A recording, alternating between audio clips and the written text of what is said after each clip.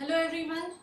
In this video, we are going to discuss the conversion of states of matter. Means matter Jin 3 states में exist करता है, उन states को convert कैसे किया जाता है, वो हम आज इस वीडियो में डिस्कस करेंगे. बट उनको डिस्कस करने से पहले we should know the scale of temperature and the units of temperature on which temperature can be measured. So first of all, आप सभी जानते भी होंगे कि टेम्परेचर क्या होता है. Temperature is the degree of hotness and coldness of any substance. किसी भी चीज कितनी गर्म है, कोई भी चीज कितनी गर्म है और कितनी ठंडी है, वो हम उसकी टेम्परेचर को मेजर करके पता लगा सकते हैं. तो ये टेम्परेचर को मेजर कैसे किया जाता है? There is a device which is used to measure temperature and that is called thermometer. Thermometer हम सभी के घरों में यूज भी होता है. जब हम बीमार हो जाते हैं तो हमारी मम्मी हमारा टेम्परेचर चेक करती हैं with the help of thermometer. तो थर्मोमीटर कौन कौन से स्केल्स पे वर्क करता है वो हम डिस्कस करेंगे. There are 3 steps units of temperature. There are generally 3 types of scales which are used to measure temperature. First is Celsius scale. Second one is Kelvin scale. And third is Fahrenheit scale.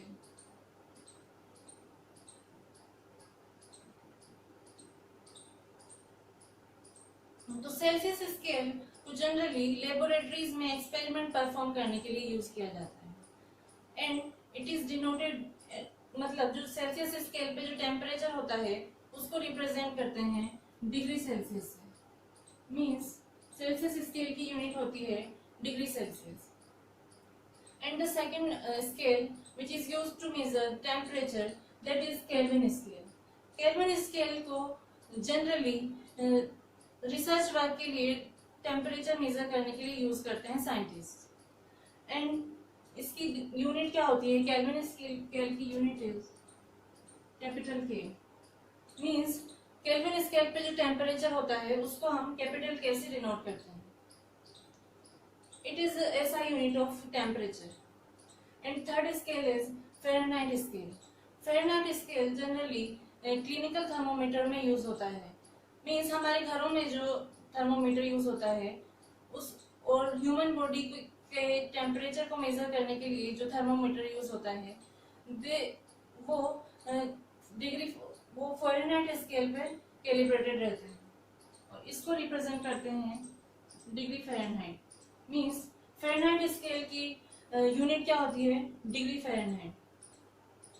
And there are certain relation between these 3 types of scale. First relation is degree Celsius means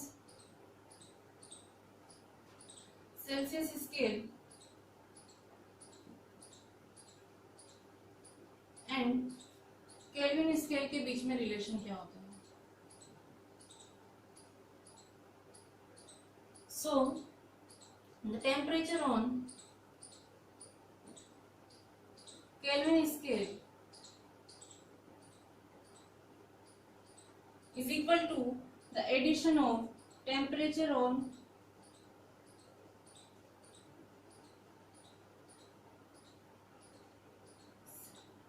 Celsius scale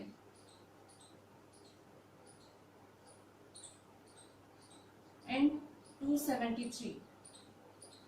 इस relation की help से हम जो Celsius scale का temperature है उसमें 273 add करके उस टेम्परेचर को केल्विन स्केल के टेम्परेचर में कन्वर्ट कर सकते हैं. और केल्विन स्केल के टेम्परेचर में से 273 सब्ट्रैक्ट करके उसकी टेम्परेचर को हम सेल्सियस स्केल के टेम्परेचर में कन्वर्ट कर सकते हैं. And the second relation is which is between the Celsius scale and Fahrenheit scale. Celsius scale and Fahrenheit scale के बीच में क्या रिलेशन होता है?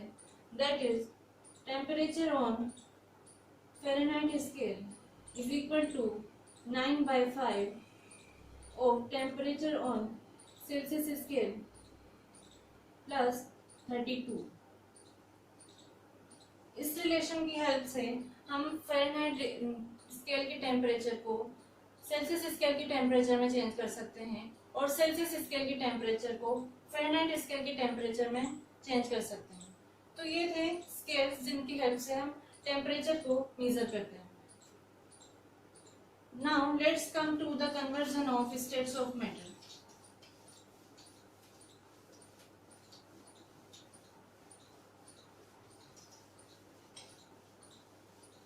or we can say change of states of matter. As we know that matter can exist in three states. Those are solids, solid state, liquid states and gaseous state. कोई भी matter इन तीनों states में exist कर सकता है. Solids, liquids and gases. For example, water exists as ice in the form of solid. मतलब water की solid form क्या होती है? Ice. And it can exist as water in the form of liquid.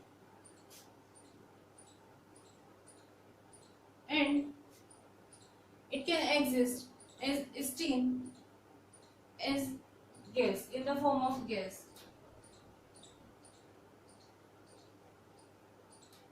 ये तीनों स्टेट्स क्या होती हैं?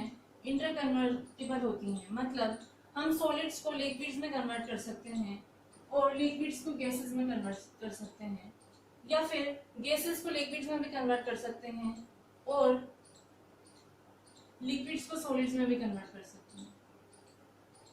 ऐसा हम किसके हेल्प से कर सकते हैं? तो there are two ways to convert the states of matter. First is by changing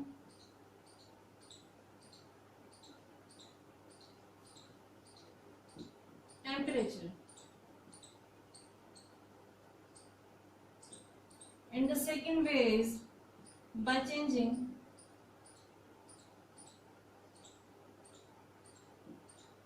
pressure. When we say we can change the state of matter by changing the temperature, we mean that by increasing or decreasing the temperature or by heating or cooling, we can change the state of matter. And when we say we can change the state of matter by changing the pressure, we mean that on increasing or decreasing the pressure, we can change the state of matter. So now अब हम matter के states पे temperature का क्या effect होता है वो discuss करेंगे.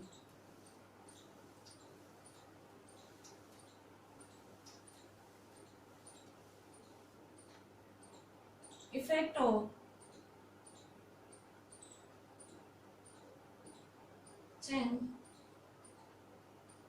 of temperature. तो जब हम किसी भी मैटर का टेम्परेचर को इंक्रीज कर देते हैं तो वो उसकी सॉलिड स्टेट से लिक्विड स्टेट में कन्वर्ट हो जाता है और लिक्विड स्टेट से गैसेस स्टेट में कन्वर्ट हो जाता है. मीन्स अगर हम सॉलिड को हीट करते हैं तो क्या होगा? अगर हम सॉलिड को हीट करते हैं तो वो लिक्विड में कन्वर्ट हो जाएगा और जब हम लिक्विड को हीट करते हैं तो वो गैसेस में कन्वर्ट हो जाते हैं. और जब हम उसके टेम्परेचर को डिक्रीज कर देते हैं, मतलब उसको हम कूल कर देते हैं, तो जो गैसेस होती हैं वो कूल करने पर लिक्विड्स में कन्वर्ट हो जाती हैं और लिक्विड्स कूल करने पर सॉलिड्स में कन्वर्ट हो जाते हैं। फॉर एग्जाम्पल वाटर को जब हम कूल करते हैं फ्रीजर में तो वो क्या होता है, आइस में कन्वर्ट हो जाता है। तो वहां पे क्या होता है, वाटर क्या है, लिक्विड स्टेट में है और उसको कूल करने पर वो सॉलिड स्टेट मीन्स आइस में कन्वर्ट हो जाता है। तो these are the two, we can say that temperature and pressure are the two factors by which the state of matter मतलब स्टेट ऑफ मैटर को हम पता लगा सकते हैं कि कोई भी सब्सटेंस कौन सी स्टेट्स में प्रेजेंट होगा। अब हम सॉलिड और लिक्विड का इंटर कन्वर्जन देखेंगे। मींस कोई भी सॉलिड सब्सटेंस और लिक्विड सब्सटेंस एक दूसरे को हम टेम्परेचर चेंज करके उनको चेंज कैसे कर सकते हैं। Solid liquid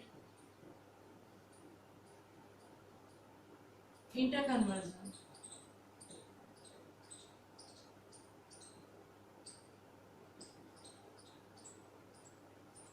So we have just discussed that on increasing temperature solid becomes liquid।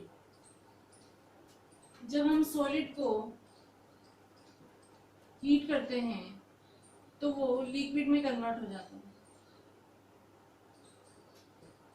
और जब हम लिक्विड को कूल करते हैं तो वो सॉलिड में कन्वर्ट हो जाता है।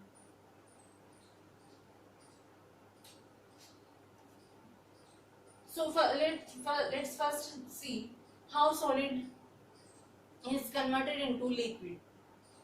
So solid to liquid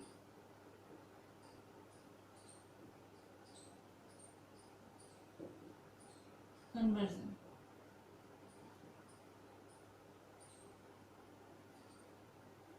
solid liquids में कैसे चेंज होते हैं। फॉर एग्जाम्पल जब हम आइस को हीट करते हैं तो आइस क्या होती है, वाटर में बदल जाती है। मींस हमने हीट करके आइस की स्टेट को क्या किया, चेंज कर दिया। तो वो प्रोसेस जिसमें कोई सॉलिड सब्सटेंस हीट करने पर लिक्विड में कन्वर्ट हो जाता है उस प्रोसेस को बोलते हैं melting. The process by which a solid substance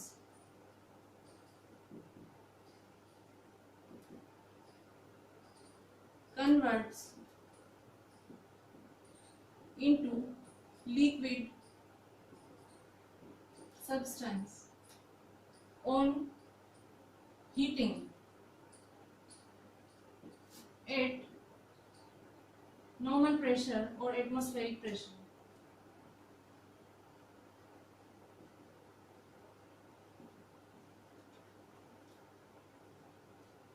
is called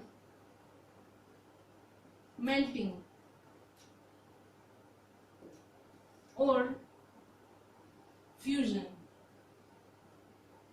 of solids। तो जब हम आइस को हीट करके वाटर में चेंज करते हैं तो we can say that ice is melted on liquid. Means it is this process is called fusion of ice or melting of ice।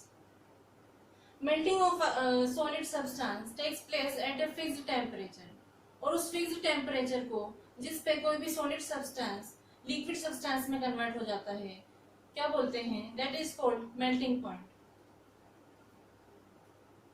The temperature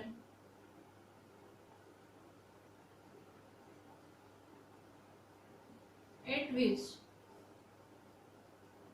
a solid substance change into liquid substance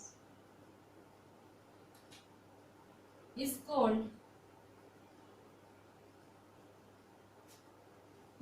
point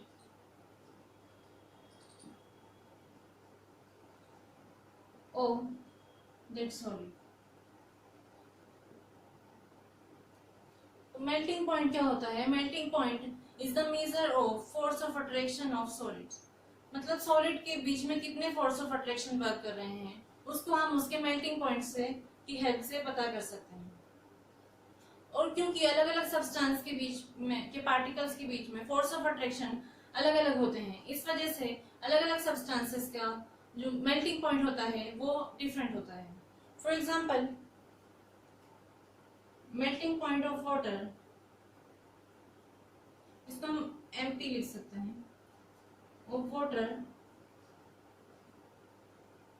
is 0 degree Celsius.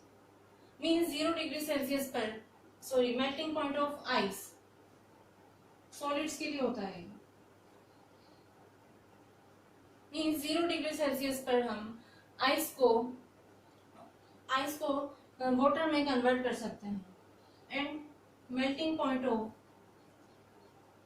Wax is 63 degree Celsius. Means 63 degree Celsius और उससे ज्यादा temperature पर हम wax को liquid में convert कर सकते हैं। And the melting point of iron is 1535 degree Celsius. Iron का मेल्टिंग पॉइंट 1535 डिग्री सेल्सियस होता है। तो इससे हम ये कह सकते हैं कि आयरन के पार्टिकल्स के बीच में जो फोर्स ऑफ अट्रैक्शन होते हैं वो बहुत ही स्ट्रांग होते हैं। तो ये तो था solid to liquid interconversion, solid to liquid conversion. ये कैसे होता है? मतलब जब हम हीट करते हैं तो सॉलिड लिक्विड्स में क्यों कन्वर्ट हो जाता है? ऐसा इसलिए होता है क्योंकि हीट करने पर जो सॉलिड्स के पार्टिकल्स होते हैं उनकी जो काइनेटिक एनर्जी होती है वो हीट एनर्जी की वजह से इंक्रीज हो जाती है। और काइनेटिक एनर्जी इंक्रीज होने की वजह से वो विगरसली मूव करने लगते हैं उनकी पोजीशन पे। और जब विगरसली मूव करते हैं तो उनकी फिक्स्ड पोजीशन जो होती है और जो स्ट्रॉन्ग फोर्स ऑफ अट्रैक्शन होते हैं उनको वो ओवरकम कर जाते हैं एट द पॉइंट और एट मेल्टिंग पॉइंट। मतलब मेल्टिंग पॉइंट पे उनके पास इनफ एनर्जी होती है to lose their force of attraction. और इस वजह से वो क्या होते हैं, ब्रेक हो जाते हैं और सॉलिड्स लिक्विड्स में कन्वर्ट हो जाते हैं और मेल्ट हो जाते हैं। Now let us see the conversion of liquid to solid. मतलब लिक्विड्स को हम सॉलिड्स में कैसे कन्वर्ट कर सकते हैं? By changing their temperature. So we have discussed जब हम लिक्विड के टेम्परेचर को कम करते हैं या लिक्विड को कूल कर देते हैं तो वो क्या होता है, सॉलिड में कन्वर्ट हो जाता है। So liquid to solid.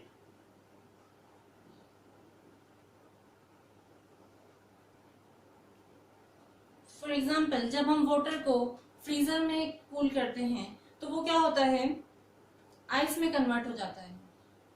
Means water की स्टेट जो है लिक्विड स्टेट से सॉलिड स्टेट में चेंज हो जाती है।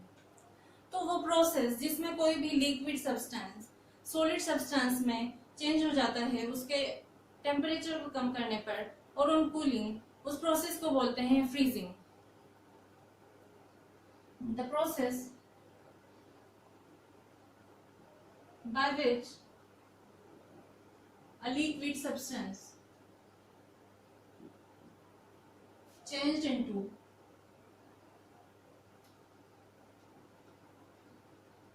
solid on cooling is called freezing. तो जब वाटर आइस में कन्वर्ट होता है, मींस लिक्विड से सॉलिड में कन्वर्ट होता है, तो हम कह सकते हैं that is freezing of water. और फ्रीजिंग भी एक फिक्स्ड टेम्परेचर पे होती है, उस टेम्परेचर को हम बोलते हैं freezing point. And this as we know the freezing and melting both are the inverse process of each other. Means freezing क्या होती है, मेल्टिंग का इनवर्स प्रोसेस होती है. मतलब हम आइस को जब कूल कर देते हैं तो वो वाटर में बदल जाती है. तो ये क्या है, दोनों ही इनवर्स प्रोसेस हैं. इसी वजह से किसी भी सब्सटेंस का फ्रीजिंग पॉइंट जो होता है वो उसके मेल्टिंग पॉइंट्स के इक्वल होता है. Freezing point